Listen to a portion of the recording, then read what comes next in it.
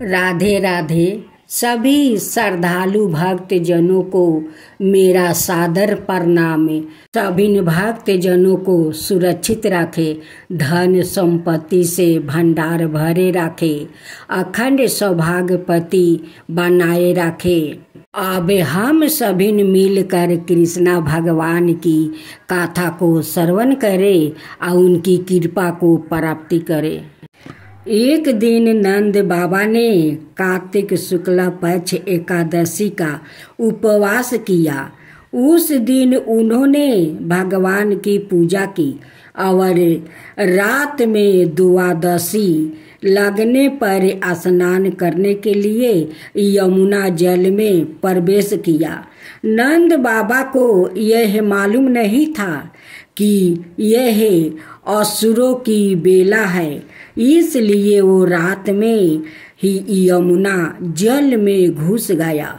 उस समय वरुण के एक सेवक ने उन्हें पकड़ लिया और वरुण लोक में ले गया। नंद बाबा के खो जाने पर सारे ब्रज में हाहाकार मच गया। माता दशोदा का तो रोते रोते बुरा हाल हो गया। अब तक भगवान श्री कृष्णा के विभिन्न चमत्कारों से ब्रजवासियों को पता लग गया था कि श्री कृष्णा कोई साधारण मानव नहीं है, वो साक्षात भगवान है, जिन्होंने धर्म की रक्षा करने के लिए नंद बाबा दशोदा के पुत्र के रूप में अवतार लिया है।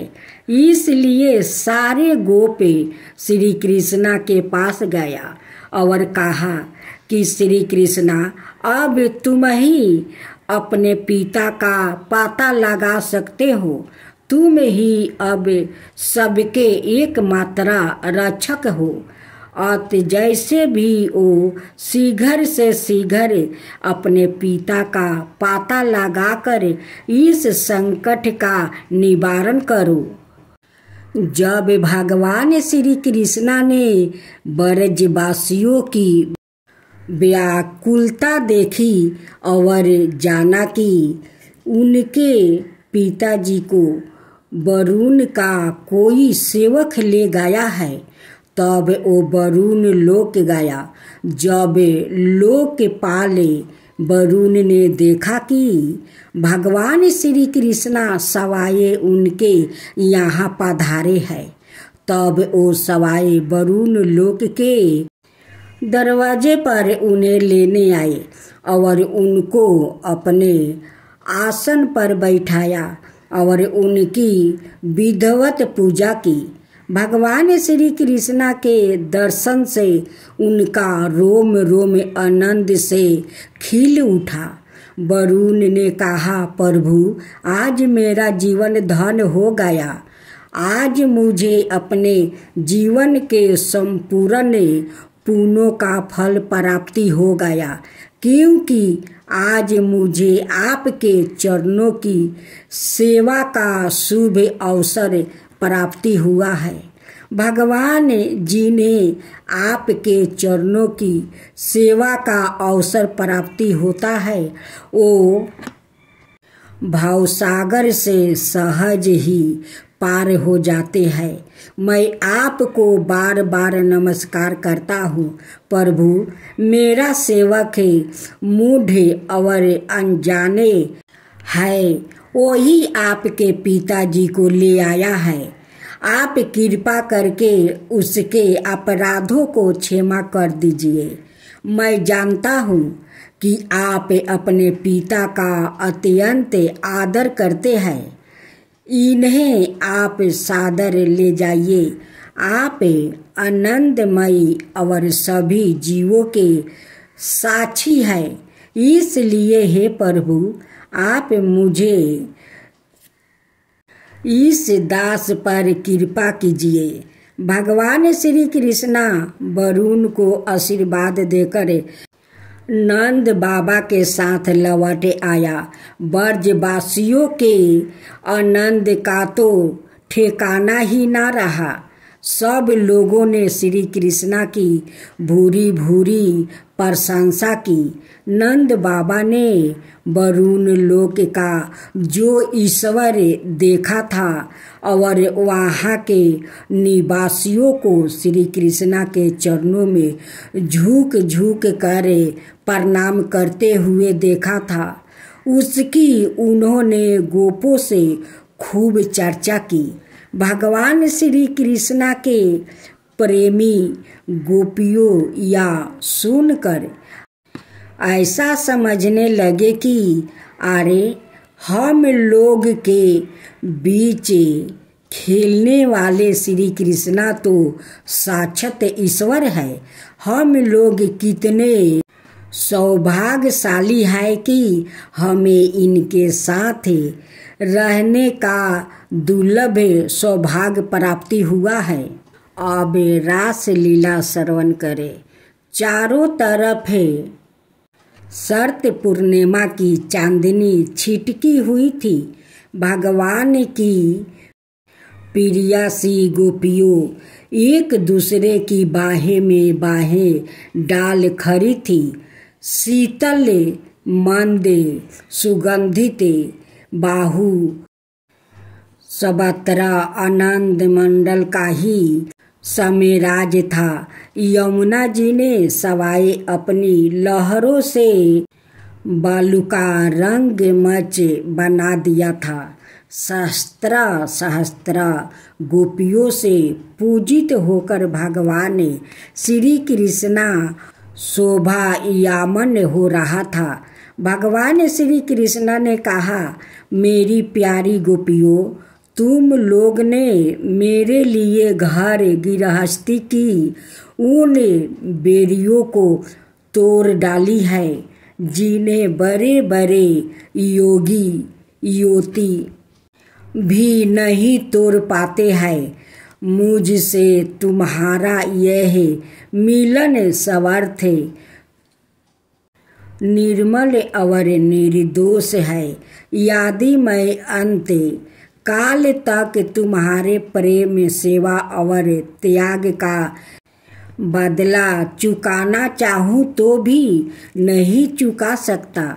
ऐसा कहकर भगवान श्री कृष्णा ने उन गोपियों के साथ यमुना जी के तट पर अपनी रसमयी रासलीला आरंभ की।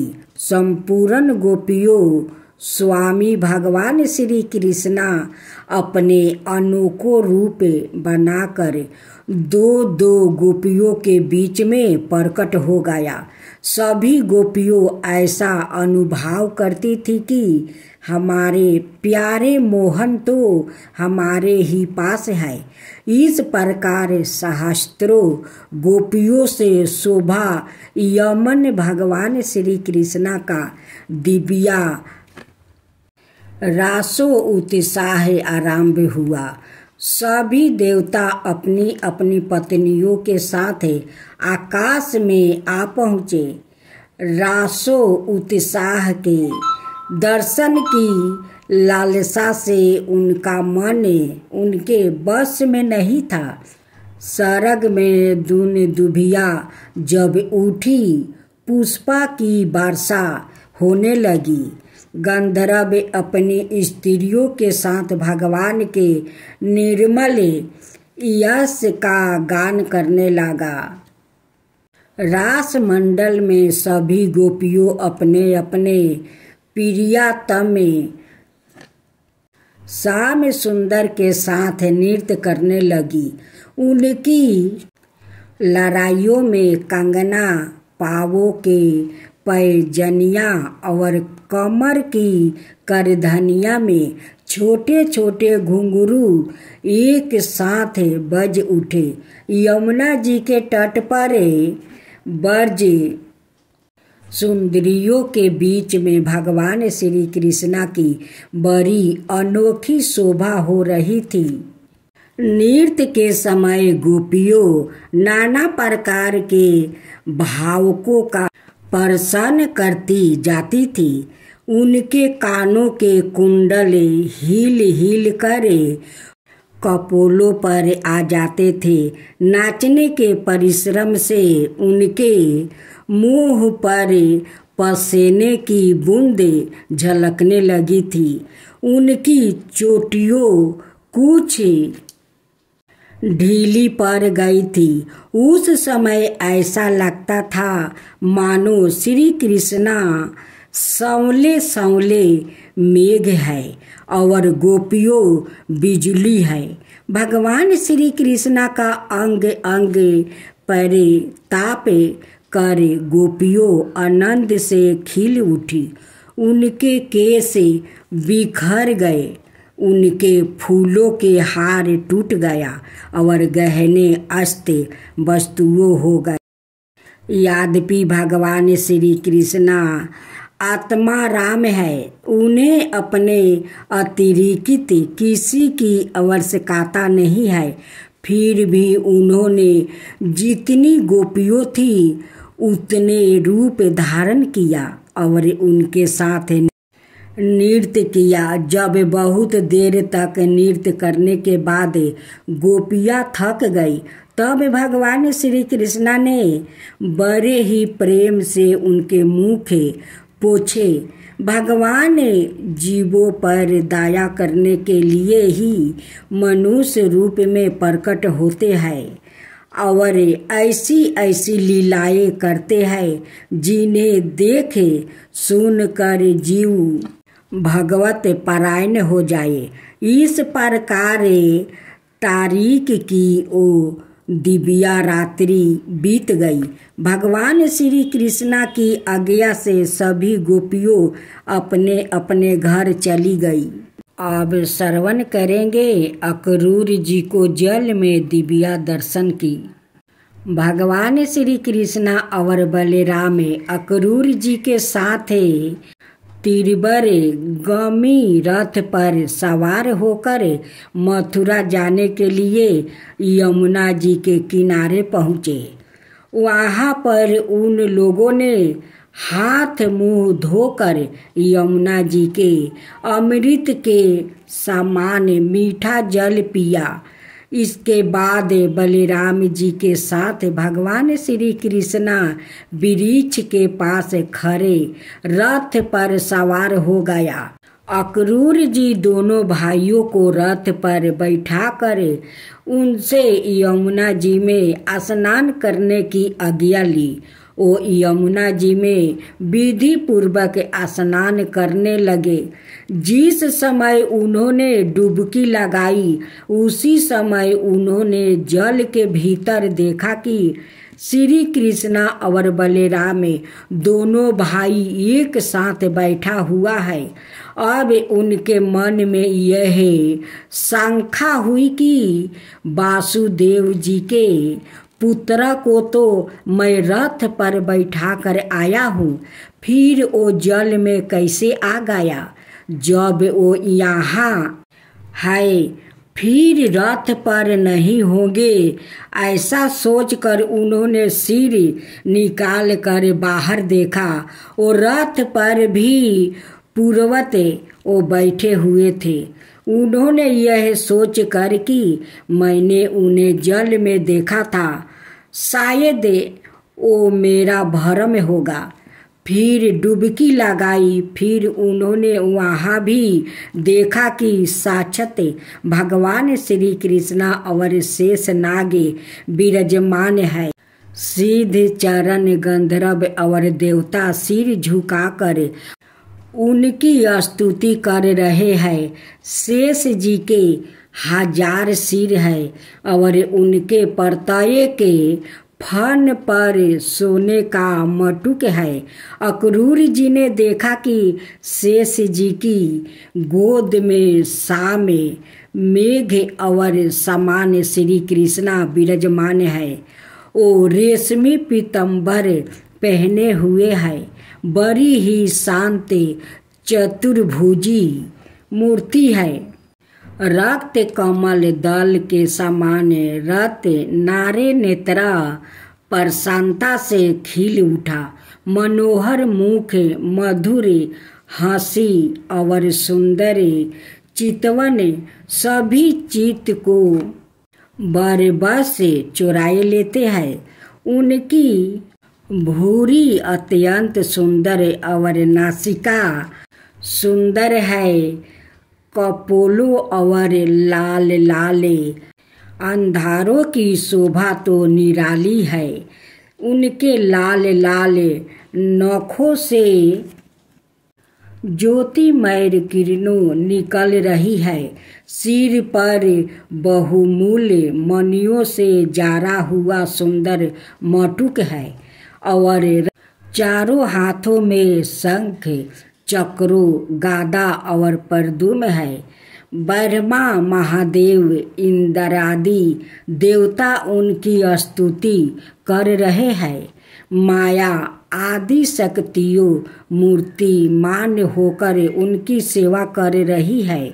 भगवान श्री कृष्णा की यह सुंदर लीला देखकर अक्रूर जी का हृदय परमानंद से बालाबल भर गया। उन्हें दुर्लभ भक्ति प्राप्ति हो गई।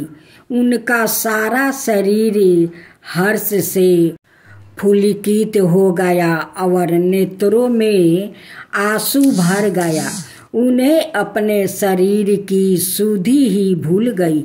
फिर अक्रूर जी ने अपना साहस बटोर कर और भगवान श्री कृष्णा के चरणों में सिर रख कर दंडवत प्रणाम किया।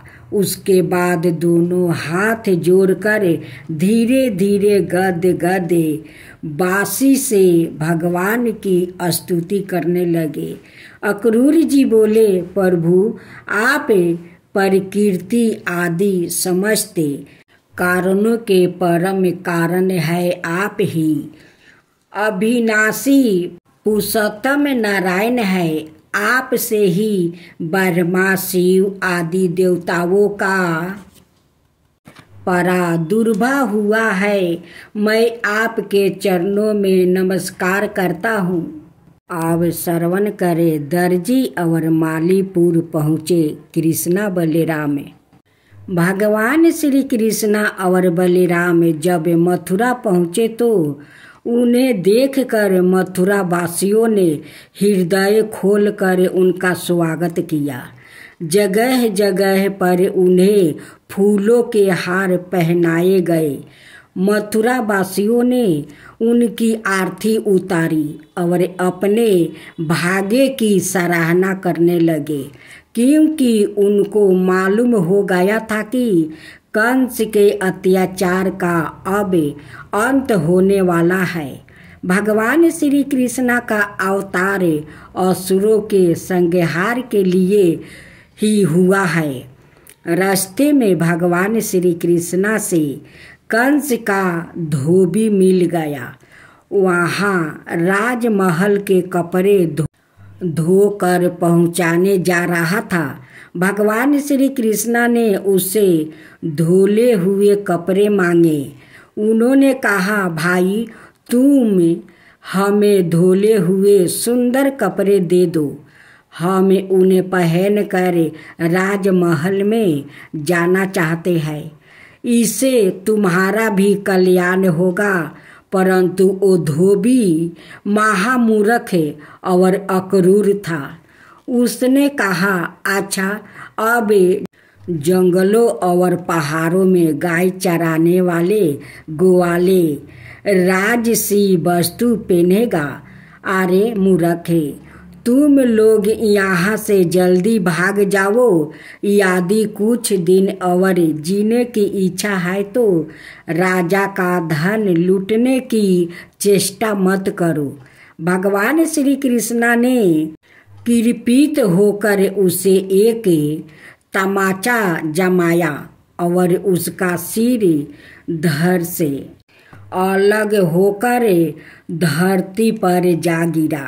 यह देखकर उस धोबी के अधीन काम करने वाले सब सेवक कपड़े को गट्ठर वही छोड़कर इधर उधर भाग गया।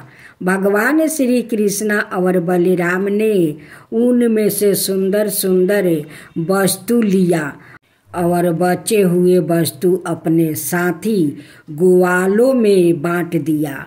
भगवान श्री कृष्ण और बलराम जब कुछ और आगे बढ़े तब उन्हें एक दर्जी मिला। भगवान का अनुपम सुंदर देखकर उसे बड़ी प्रसन्नता हुई।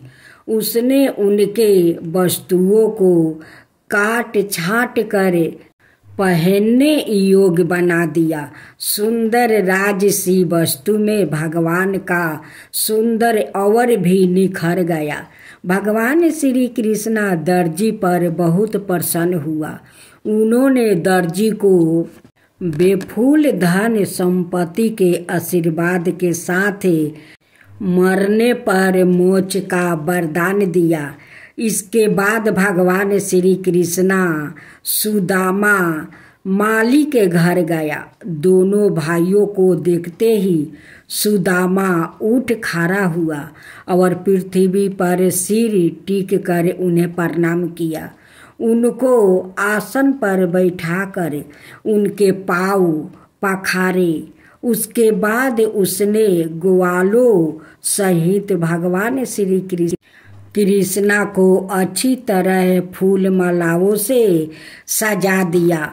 उसने हाथ जोड़कर भगवान श्री कृष्णा की प्रार्थना करते हुए कहा, प्रभु आप दोनों के शोभामय से मेरा जन्म सफल हो गया, मेरा कुल पवित्र हो गया।